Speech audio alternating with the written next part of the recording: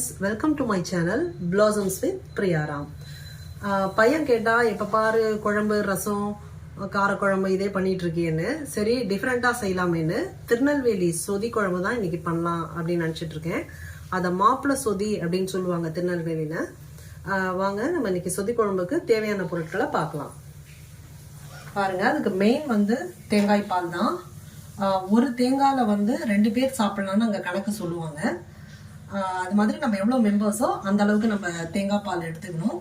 ஆக்சுவலா 3 பால் எடுத்தும் செய்யலாம், இல்லைன்னா ஒரே தடவையா தேங்காய் பால் எடுத்துட்டு லாஸ்டாவும் சேர்க்கலாம். நான் 2மே ட்ரை பண்ணியிருக்கேன். நீங்க இப்ப வந்து இன்னைக்கு நான் ட்ரை பண்ணது வந்து 2 பால் இதுல எடுத்து வச்சிருக்கேன். கடைசியா உள்ள பால் வந்து இதுல தனியா எடுத்து வச்சிருக்கேன். அதுக்கப்புறம் இதுக்கு சொதிக்கு தேவையான காய்கறி பாத்தீங்கன்னா முருங்கைக்காய், கேரட், பீன்ஸ், பச்சை பட்டாணி இதெல்லாம் சேர்ப்பாங்க, கத்திரிக்காய் சேர்ப்பாங்க. நான் இந்த காயெல்லாம் எடுத்து வச்சிருக்கேன். அப்புறம் கொஞ்சம் வெங்காயம் பூண்டு நறுக்கி வச்சிருக்கேன், வெங்காயம் பூண்டு. அப்புறம் இதுக்கு காரத்துக்கு வந்து நமக்கு பச்சை மிளகாயும் இஞ்சியும் இதை நம்ம அரைச்சிக்கணும். இதுதான் நமக்கு காரம். மற்றபடி இதுதான் தேவையான காய்கறி. அதுக்கப்புறம் பாசிப்பருப்பு வேக வச்சு எடுத்திருக்கேன். அந்த திக்னஸ்க்காக நம்ம பாசிப்பருப்பு சேர்க்குறோம் இதுல. இதுக்கு நல்ல காம்பினேஷன் வந்து இஞ்சி தொகையல்னு சொல்லுவாங்க. இன்னைக்கு நான் வந்துட்டு இஞ்சி தொகையலுக்கு கொஞ்சம் கருகப்பிலையும் சேர்த்து அரைக்கலாம் அப்படின்னு சொல்லி கருகப்பிலை, இஞ்சி, புளி, பச்சை மிளகாய் எடுத்து வச்சிருக்கேன். நம்ம ஒன்னொன்னா எப்படின்னு நம்ம பார்க்கலாம். இப்போ நம்ம வந்து ஒரு கடாய் வச்சிருக்கோம், இல்பச்சட்டி. அதில் வந்துட்டு தேங்காய் எண்ணெய் எடுத்துக்கிறோம். சொதி குழம்புக்கே வந்து டேஸ்ட் கொடுக்கும் தேங்காய் எண்ணெய் தான். அதனால தேங்காய் எண்ணெயில் தாளிதம் பண்ணிக்கலாம். தேங்காய் எண்ணெயில் வந்து நான் வந்து கடுகு, சீரகம் சேர்க்க போகிறேன். நீங்கள் வந்து லவங்கம், பட்டை அதை வேணாலும் சேர்த்து வாசனைக்கு செய்யலாம்.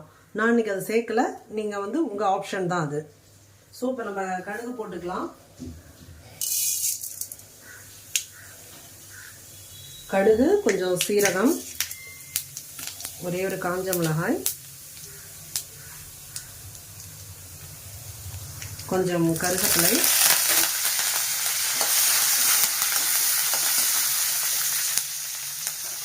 கடுகு வெடிச்சதுக்கு அப்புறம் இந்த வெங்காயம் பூண்டை நம்ம வதக்கிக்கலாம்.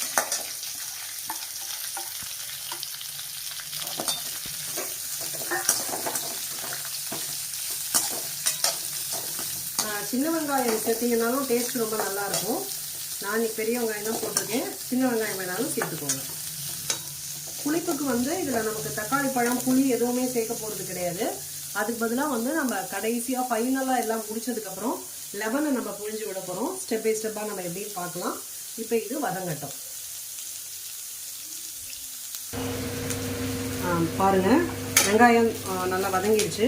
இப்போ நம்ம இந்த வேக வச்ச காய்கறியை இதோட சேர்த்துடலாம். கேரட், பீன்ஸ், முருங்கைக்காய், பச்சை பட்டாணி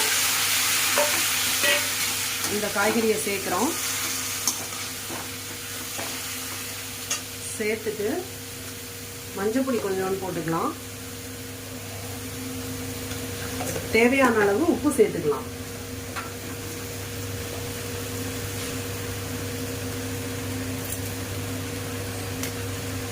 உப்பு சேர்த்துட்டு இதை வதக்கிக்கலாம். இப்ப நம்ம காரத்துக்காக இஞ்சியும் பச்சை மிளகாயையும் அரைச்சு வச்சிருக்கோம். இஞ்சி, பச்சை மிளகாய் இது ரெண்டும் அரைச்சது இதை இதோட சேர்க்கலாம்.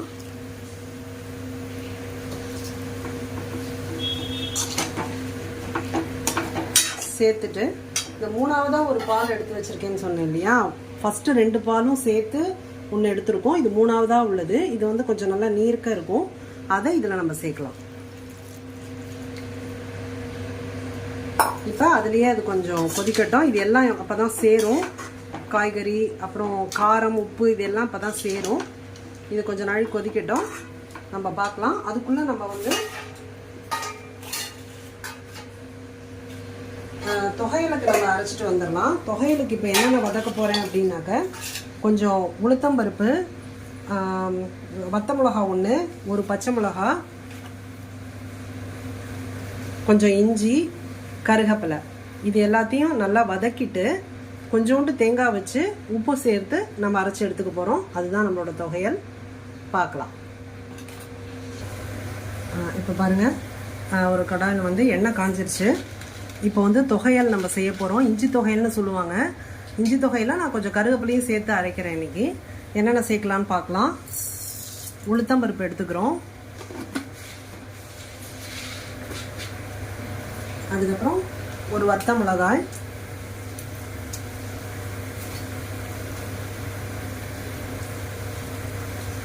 அதை போட்டு நம்ம வதக்கிக்கலாம். பாருங்க, அதுக்குள்ள சொதி கொதிச்சிட்டு இருக்கு.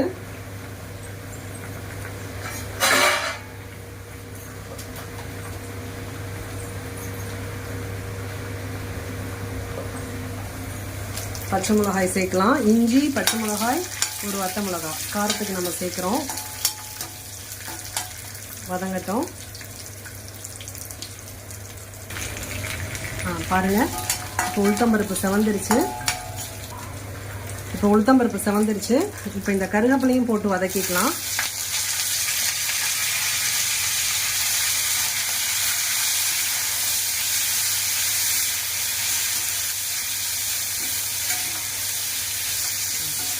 கருவேப்பிலை வதங்கட்டும். கொதியோட வாசனை நல்லா வந்துட்டுருக்கு. அங்கே வந்து திருநெல்வேலியில் மாப்பிள்ளை விருந்துக்கு வந்து இந்த சொதி குழம்பு செய்கிறது அப்படின்னு சொல்லுவாங்க. நம்ம விருந்தே இல்லாமல் சாதாரணமாகவும் சொதி குழம்பு செஞ்சு நம்ம பார்க்கலாம். பாருங்கள், கருவேப்பிலை கொஞ்சம் நல்லா வதங்கட்டும்.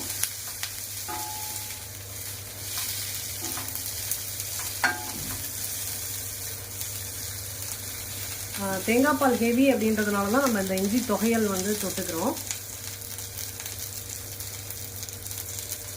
இதுக்கு காரக்கறி, உருளைக்கிழங்கு காரக்கறி, அது மாதிரி எது வேணாலும் தொட்டு காய் சாப்பிட்லாம். ஏதாவது ஒரு சைடில் வந்து காரக்கறி வச்சு இந்த சொதி குழம்புக்கு காம்பினேஷன் நல்லாயிருக்கும். பாருங்கள், கருவேப்பிலை வதங்கிடுச்சு. இப்போ வந்து சும்மா அந்த இஞ்சி துண்டுகளை போட்டுக்கிறேன். அதில் போட்டு நம்ம ஒரு பெரட்டிக்கலாம்.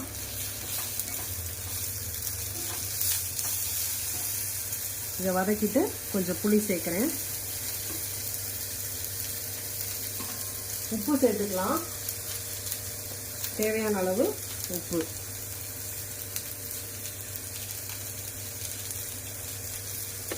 கொஞ்சோண்டு பெருங்காயத்தூள்.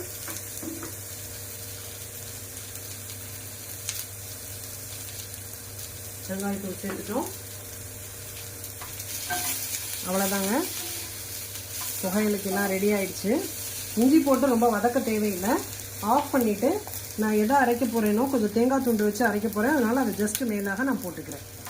இப்போ இதை ஆறட்டும். அதுக்கப்புறம் நம்ம மிக்ஸி ஜாரில் போட்டு அதை வந்து அரைச்சி எடுத்துகிட்டு வரலாம். அதுக்குள்ளே நம்ம சொதி குழம்ப பார்க்கலாம். அது கொதிச்சிட்ருக்கு. இந்த பயத்தம்பருப்பை இதில் சேர்த்துடலாம்.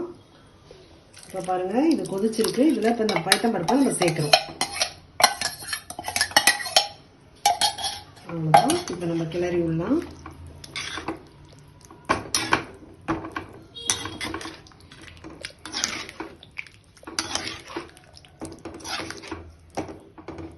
இது கொஞ்சம் கொதி வரட்டும்.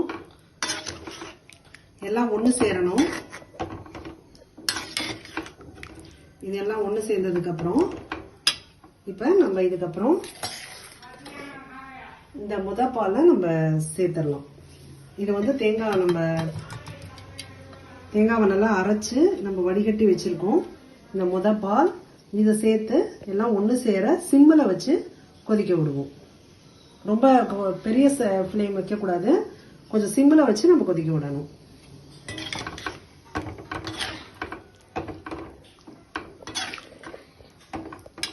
வாங்க, இப்போ அந்த ஃபர்ஸ்ட் பாலையும் சேர்த்துடலாம்.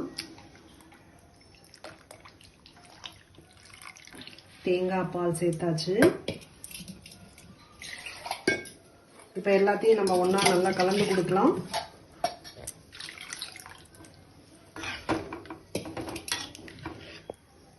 இது வந்து கன்சிஸ்டன்சி வந்து ரொம்ப நீர்க்கவும் இருக்கக்கூடாது, ரொம்ப திக்காகவும் இருக்கக்கூடாது. இப்போ எல்லாம் சேர்ந்து அப்படியே சிம்ல ஒன்று சேர்ந்து வரட்டும். அதுக்கப்புறம் நம்ம பார்க்கலாம். இப்போ கொதிச்சிருச்சு, ரொம்ப கொதிக்க வேணாம். இப்போ நம்ம ஆஃப் பண்ணிடலாம். இப்போ வந்து நம்ம கொஞ்சம் கொத்தமல்லி இலைகள் தூவிடலாம்.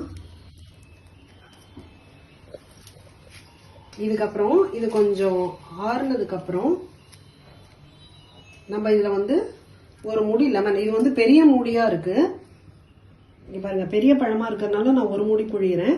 இல்லைன்னா ஒரு பழம் தேவைப்படும். புளிப்புக்கு வந்து நம்ம லெமனை வந்து அடுப்பை ஆஃப் பண்ணிட்டு கொஞ்சம் சூடு, இல்லைன்னா கசப்பு தன்மை வரும். அதனால அதுக்கப்புறம் இந்த லெமனை நம்ம புழிஞ்சிட வேண்டியதான். இப்போ நம்மளோட சொதிக்குழம்பு தயார். பாருங்க, அருமையா இருக்கும். இது நல்ல ஹெல்தியும் கூட. அதுக்கப்புறம் இதுக்கு வந்து நான் இன்னைக்கு இந்த தொகையல் ரெடி பண்ணியாச்சு.